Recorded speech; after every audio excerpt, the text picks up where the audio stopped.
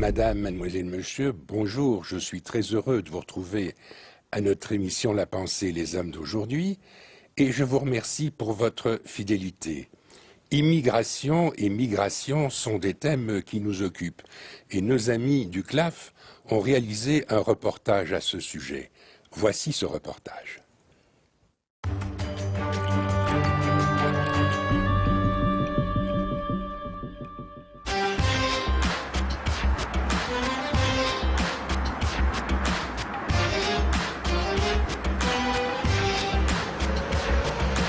Nous sommes aujourd'hui devant le bâtiment du Centre d'action laïque qui a décidé d'initier une réflexion sur la question de l'immigration et de la circulation des étrangers. Pour contribuer à ce débat, je vous propose une rencontre avec Frédérique Maouet, la directrice du CIRE, la coordination et initiative pour réfugiés et étrangers. Nous aurons aussi l'occasion d'entendre le point de vue de certains spécialistes de cette question, à la fois sensible et complexe. Je vous propose de me suivre pour assister à l'entretien avec Frédérique Maouet.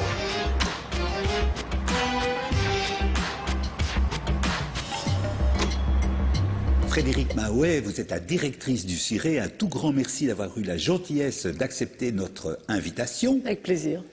L'immigration, c'est une constante anthropologique de la destinée humaine, de l'histoire des hommes. Qu'est-ce que vous pensez de l'idée d'un droit international à la circulation, à la migration ? Autrement dit, que chaque être humain qui habite sur cette planète puisse aller, pas simplement voyager, mais habiter et travailler où il le souhaite. Je partage tout à fait cette idée et le CIRE, le conseil d'administration du CIRE aujourd'hui partage cette idée. Donc l'idée qu'il faut pouvoir idéalement circuler librement et même s'installer librement. Donc effectivement, il y a un droit qui est consacré dans la Déclaration universelle des droits de l'homme, mais qui est incomplet. C'est un droit à quitter son pays, mais il n'y a pas de droit à s'établir dans un autre pays. Voilà, ça nous paraît évident qu'il faut à un certain moment franchir ce pas. C'est une simple question de dignité et d'égalité des droits. Maintenant, ça nécessite évidemment un changement de paradigme. Et donc la façon dont on l'a résumé au conseil d'administration du CIRE, et notamment les syndicalistes l'ont résumé, je trouvais ça assez admirable, c'est il faut changer le paradigme et changer le contrôle des frontières et la police des frontières en police de l'emploi. Le problème étant, de notre point de vue, la dérégulation du marché du travail et le problème n'étant pas la circulation des hommes. Mais j'imagine qu'on aura l'occasion de développer cette question. Est-ce qu'on pourrait imaginer d'y aller progressivement puisque, évidemment, on se doute bien qu'une telle position est à l'inverse, je dirais, de la sédentarisation forcée, entre guillemets, qui est imposée, en tout cas par les pays riches, pour parler rapidement de la planète. Est-ce qu'on pourrait imaginer un processus progressif qui serait, par exemple, dans un premier temps, de supprimer les visas de court séjour pour accéder au territoire de l'Union européenne? Oui, ça me paraît une très très bonne proposition, mais on le voit bien, évidemment, la question clé, c'est que la sécurité sociale dans les pays nantis, comme la Belgique, s'est construite, enfin toutes les sécurités sociales se sont construites sur des bases nationales. Et donc le défi, évidemment, est d'arriver à les concevoir autrement. C'est une des grandes craintes qui est quand même partagée par la population et par certains responsables politiques, c'est la générosité, c'est bien, laisser circuler, s'installer les gens, c'est bien, mais alors comment on fait? Qu'est-ce qu'on leur ouvre comme droit? Et notre position, évidemment, au CIRE, étant que si on laisse circuler et s'installer les gens, il faut qu'il y ait égalité des droits. On ne peut pas laisser circuler et s'installer des gens qui n'auraient pas d'égalité des droits, sinon évidemment on organise et on renforce le dumping social qui est fait. Et donc ce qui est vraiment intéressant dans ce changement de paradigme qu'on fait, cette révolution mentale qu'ont opéré les syndicalistes, c'est de se dire, évidemment nous sommes solidaires avec les migrants, avec les personnes qui habitent dans des pays beaucoup plus en difficulté, mais nous avons pensé que pour protéger les travailleurs d'ici, il fallait fermer les frontières. Aujourd'hui, on se rend compte que les frontières sont fermées, mais ça ne protège pas les travailleurs d'ici, puisque les biens et les capitaux circulent. Et donc on s'est trompé. Et donc la question est comment arriver à faire une alliance et à construire une alliance travailleurs d'ici, travailleurs de là-bas, contre ceux qui sont en train d'exploiter les travailleurs à tout crin, ici et là-bas. Donc vous êtes radicalement opposé à la position, si j'ose dire, des employeurs ou du grand patronat qui, eux, une de leurs constantes, c'est évidemment d'être favorables à la libre circulation des travailleurs. Je dirais que c'est plus compliqué que ça. En fait, ce qui est particulier avec la question de la liberté de circulation, c'est qu'elle partage la gauche et la droite. Pas entre la gauche et la droite, au sein de la gauche et au sein de la droite. Donc il y a des gens qui ont des positions plus conservatrices et des gens qui ont des positions plus ouvertes dans les deux camps, pour des raisons différentes, évidemment. Et je pense que l'ensemble du patronat n'est pas pour la dérégulation et la liberté de circulation. Je pense que ceux qui respectent le droit du travail craignent cette liberté de circulation. On voit bien ce que cette liberté de circulation ne fût qu'au niveau européen, donc puisqu'elle existe dans l'Union européenne, ce qu'elle crée. Et ce qu'elle crée actuellement, avec des directives comme la directive détachement, etc., c'est de la dérégulation, c'est du dumping social. L'argument démographique qui est mis en avant par certains pays comme l'Allemagne, par exemple, qu'est-ce que vous en pensez? Mais je pense que ce n'est pas une question clé, parce que l'argument démographique, donc, ce qu'on voit, si on voit ce qui se passe sur le plan économique, c'est qu'aujourd'hui, les effets de la migration, en fait, contrairement à ce que certains craignent, sont pratiquement nuls. Sur l'économie, sur la sécurité sociale. Certains l'interprètent de façon légèrement positive, d'autres légèrement négative. Mais en gros, aujourd'hui, il n'y a pas d'effet. Ce qu'on voit, c'est que les marchés de l'emploi sont quand même en train de changer radicalement. L'économie est en train de changer radicalement. Et donc, l'idée de on doit maintenir une constance démographique, c'est un marché du travail égal. Or, ce marché du travail a tendance à se modifier profondément.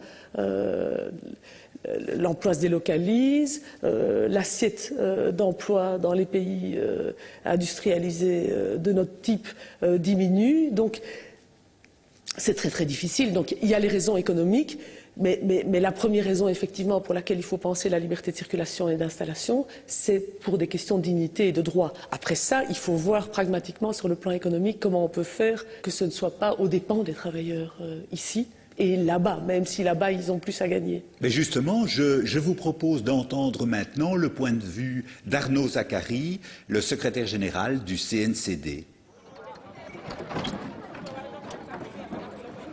Dans les JT, on a toujours l'impression que la majorité des migrants sont des populations pauvres, essentiellement d'Afrique, qui tenteraient de migrer vers l'Europe.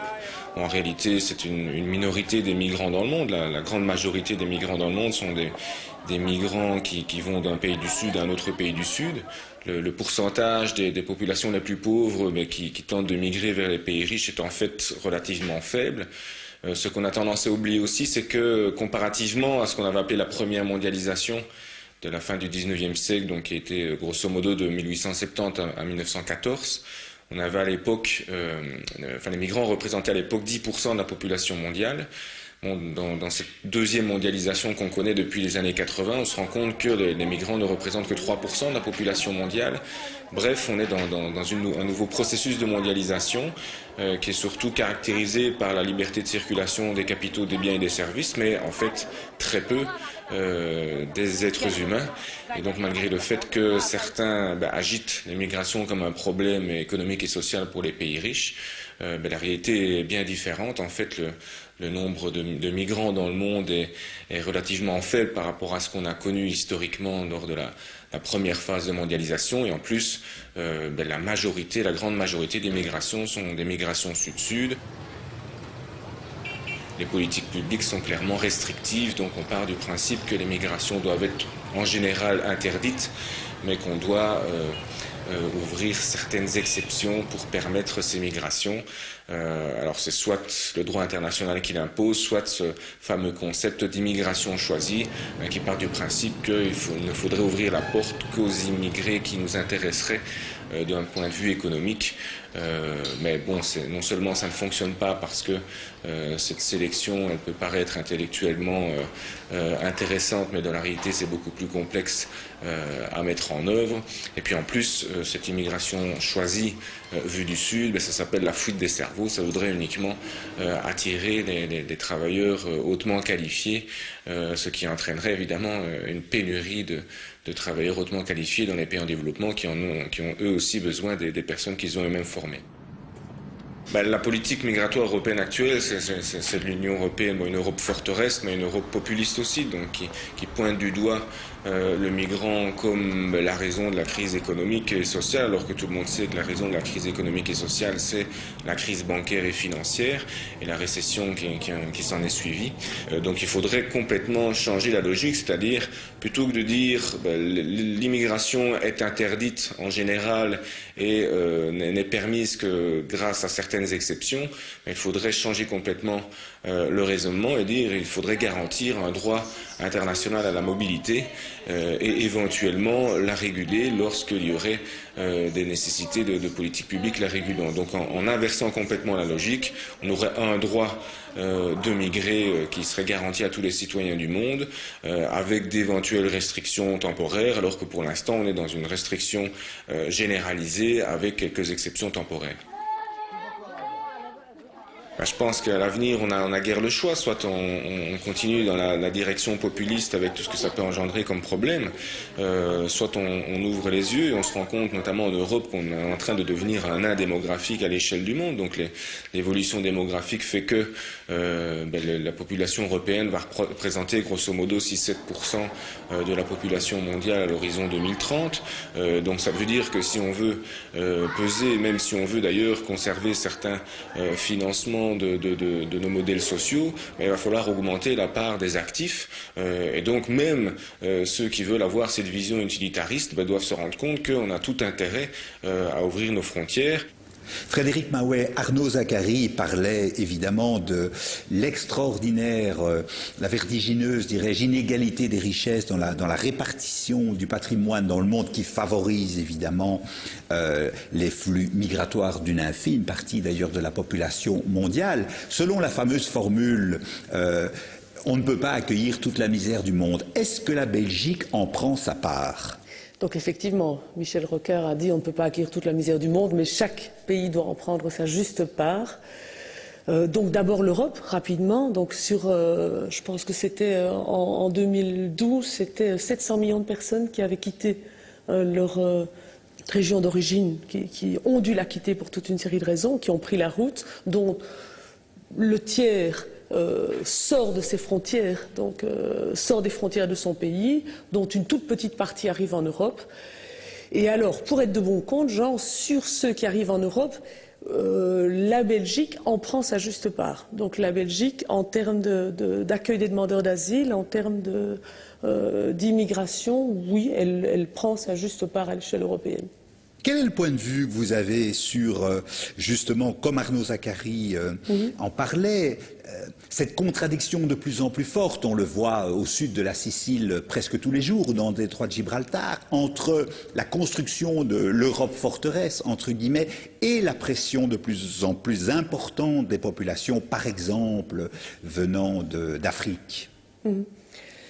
Oui, mais donc on est effectivement dans une contradiction. Cette Europe à la fois se dit qu'elle va avoir besoin de cette immigration, mais à la fois n'est pas du tout ouverte. Donc, elle a un discours. Donc, elle dit qu'elle respecte les droits de l'homme, elle dit qu'elle respecte la Convention de Genève. Mais donc, beaucoup de gens qui souhaiteraient poser une demande d'asile, en fait, ne peuvent pas arriver, sont empêchés de partir ou sont refoulés. Donc, en ça, on dit qu'on respecte au niveau européen la Convention de Genève, mais on ne la respecte pas réellement. Et donc oui, on est bien dans une Europe forteresse, même si cette forteresse est en même temps une passoire, parce que beaucoup de gens arrivent à passer, mais l'Europe met tout en place pour essayer que les gens ne passent pas. Frontex, tout le dispositif sécuritaire tente d'empêcher les gens de passer, et ça a un prix en termes d'abord d'augmentation du prix du passage. Et je rappelle que sans les passeurs, les demandeurs d'asile n'arriveraient pas. Hein. Il y a extrêmement peu de gens qui arrivent avec des visas. Et puis ça a un prix en termes de mort humaine, et les drames de Lampedusa l'ont. On dit traditionnellement que si les richesses ne vont pas vers les hommes iront vers les richesses. Est-ce que l'amplification de l'aide au développement, de la coopération au développement belge, européenne ou internationale peut être un des éléments de la solution pour améliorer, je dirais, une forme de sédentarisation des populations? Non, je ne le pense pas, puisqu'on voit qu'en fait, quand les pays économiquement vont mieux, quand le gap commence un peu à se combler, c'est ces pays-là qui envoient le plus de migrants. Absolument. Et à contrario aussi, on le sait, la pauvreté assigne à résidence. Et donc les gens qui viennent ne sont pas les gens les plus pauvres, alors que c'est l'image qu'on a d'eux, puisqu'ils arrivent quand même dans une situation difficile, démunis, sans réseau, etc. Mais pour avoir pu partir, ce ne sont pas les gens les plus pauvres. Les seules populations migrantes qui ne sont pas assignées à résidence par leur extrême pauvreté, c'est les Roms. Et c'est ça d'ailleurs qui désarçonne tellement, d'abord parce qu'ils ne viennent pas de très loin, et puis parce qu'il y a quand même une tradition effectivement de mobilité.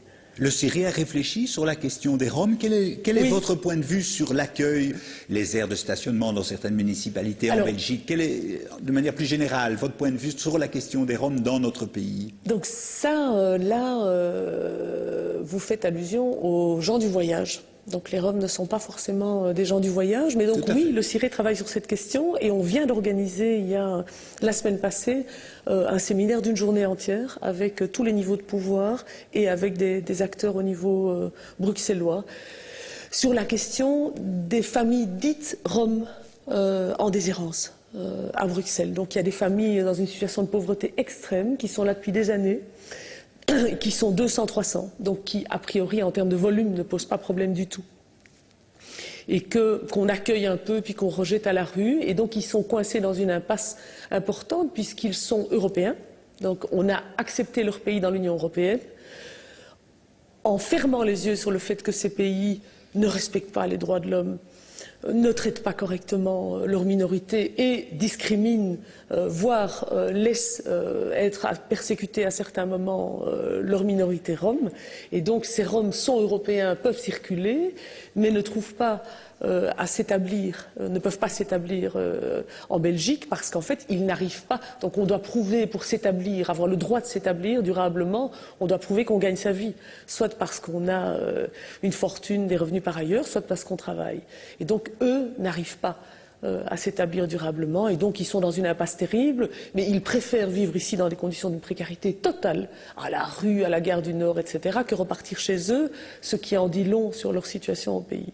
Et donc oui, on pense qu'il faut accueillir et mettre en place des dispositifs pour permettre à ces populations qui sont un peu les damnés de la terre de s'intégrer et de trouver leur place parmi nous. Je vous propose maintenant une petite rencontre avec Madame Belle Hassen, la présidente de la Fédération internationale des droits de l'homme. On ne peut pas résoudre un problème aussi énorme d'une population migrante aussi importante d'un coup de baguette magique. Les solutions auraient dû être déjà entamées parce que c'est des solutions sur le long terme, c'est-à-dire une reconnaissance des sans-papiers, ce qui est un geste énorme. Les Américains l'ont fait. Quand ils ont besoin, quand ils sont en crise, ils ouvrent leurs frontières. Ils l'ont fait avec le Mexique. Malheureusement, ce problème, c'est vraiment le tonneau des Danaïdes. Vous résolvez un problème d'un côté et tout de suite, vous le remontez au même niveau. Pourquoi? Parce que dès que vous reconnaissez les sans-papiers, il y a un appel d'air qui se fait pour les autres. Or, c'est pas ce qu'il faudrait faire, c'est à la fois reconnaître les sans-papiers, mais aussi avoir des accords de coopération pour préparer cette main-d'œuvre à émigrer, formée, reconnue, de façon à ce qu'elle ne dorme pas, comme on l'a vu dans les parcs publics, et qu'elle aggrave l'image du migrant qu'on a déjà. Et il n'y a pas de problème, il n'y a que des solutions. Les solutions, les Européens ne veulent pas la trouver parce que il y a une médiatisation de la question migratoire aujourd'hui, une surmédiatisation dans le mauvais sens. Les migrants, ce sont des terroristes, ce sont des barbares, ça va nous envahir, ils vont manger notre pain. Et ça, c'est le mauvais côté des choses. Au lieu de promouvoir à la fois la liberté de circulation avec ses conséquences positives, parce qu'on ne dit pas le côté positif des choses. Pourquoi emploie-t-on une main-d'œuvre non reconnue aujourd'hui?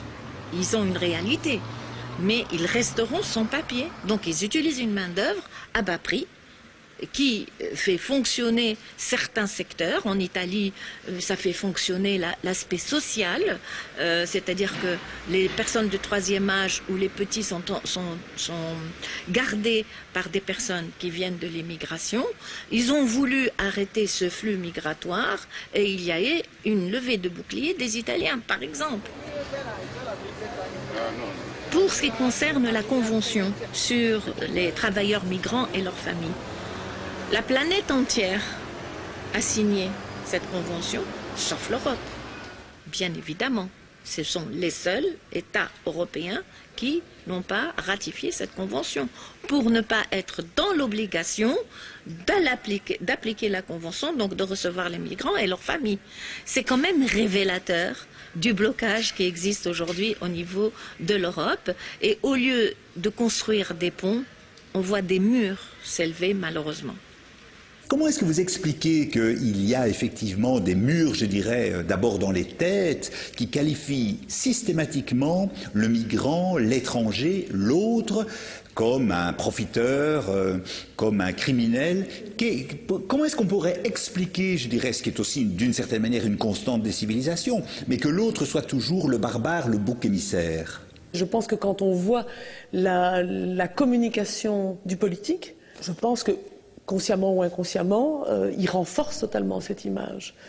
Et puis pour le reste, effectivement, l'autre, tant qu'on ne le fréquente pas quotidiennement et positivement, l'autre qui est différent fait peur. Enfin, je trouve que globalement, ça se passe bien, hein, la cohabitation. Mais je pense qu'on n'a pas mis en place ce qu'il fallait pour que ça se passe très bien. On n'a pas pris la mesure sur le plan de l'école de ce qu'il fallait mettre en place pour que les jeunes d'origine étrangère, massivement turcs et marocains, réussissent à égalité des chances. Donc ils sont largement relégués du marché de l'emploi, calés dans le fond des quartiers avec une belle colère qui s'exprime évidemment. Et puis effectivement, sur le plan de l'emploi, sur le plan... oui, la cohabitation, si on veut qu'elle soit harmonieuse, il y a une série de choses qu'il faut faire sur le plan politique et on n'a pas fait ce qu'il fallait. Maintenant, ils veulent rattraper les choses en se rendant compte qu'il faudrait enfin mettre en place une politique d'accueil des primo-arrivants. Je veux dire, il y a des dizaines de milliers de personnes sur Bruxelles qui arrivent par an. Évidemment qu'il faut accueillir ces gens positivement et leur donner les clés et leur donner le bagage nécessaire pour comprendre comment ça fonctionne et pour vivre le mieux possible avec la population déjà installée. Mais ça règle éventuellement, ça aide à l'adaptation des nouveaux qui arrivent. Ça n'aide pas par rapport à une vie bonne avec les anciennes vagues migratoires pour les raisons dont je parle, parce qu'on n'a pas pris la mesure de ce qu'il fallait mettre en place pour que l'égalité qu'on placarde soit une égalité effective. Il n'y a pas d'égalité. Si, il y a une égalité des droits théoriques, mais qui n'est pas pratiquement, qui n'est pas réelle. Vous êtes une femme d'engagement, une femme aussi d'action au travers du travail que vous faites jour après jour. Est-ce que la médiatisation, la surmédiatisation dont parlait justement la présidente de la Fédération internationale des droits de l'homme vous aide ou pas dans votre travail? Ça dépend. Je pense par exemple que Lampedusa, c'est un moment particulier. En même temps, ça émeut. Clairement, ça émeut. C'est une catastrophe de tellement grande ampleur. Et en même temps, ça fait peur. Quand la population tout venant voit ces vagues qui arrivent, ils disent au secours, ça déferle. Donc je pense que la médiatisation est à double tranchant, mais que par contre on médiatise beaucoup trop peu tout ce qui se passe bien, tout ce qui est... C'est évident que l'image qu'on a est totalement liée au bout par lequel on regarde. Si on regarde l'immigration, si on le regarde par le bout des jeunes en difficulté et difficiles dans les quartiers, dans les situations de délinquance, etc., on va en avoir une image catastrophique. Si on regarde par un autre bout, par la trajectoire de plein de migrants qui aujourd'hui ont totalement trouvé leur place et ont des apports totalement précieux pour notre société, on a un tout autre regard. Je conseille à tout le monde d'aller faire un tour dans les hôpitaux aujourd'hui, dans les hôpitaux publics surtout, mais pas que. Il y a 2/3 de migrants, infirmières, radiologues, médecins, aides-soignants, nettoyeurs. C'est un incroyable nombre de migrants qui là travaillent totalement aux normes et qui viennent se mettre au service de la population belge qui en a bien besoin, puisque, je veux dire, ils n'ont chassé personne. Ces places étaient à prendre dans les hôpitaux. Madame Bellassem parle de l'effet d'appel en cas, par exemple, de régularisation des étrangers en séjour illégal. Quel est votre point de vue sur cette affirmation ?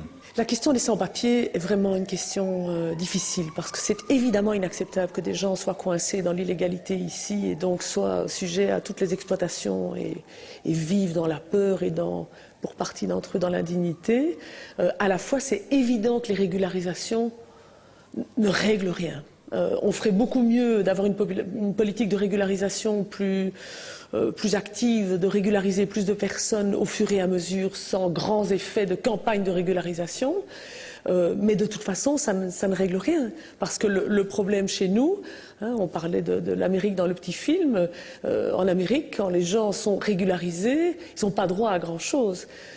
Ici, le problème est que les personnes qu'on régularise, on n'arrive pas à régulariser le revenu misérable ou correct sur lequel ils vivent. C'est de l'emploi au noir.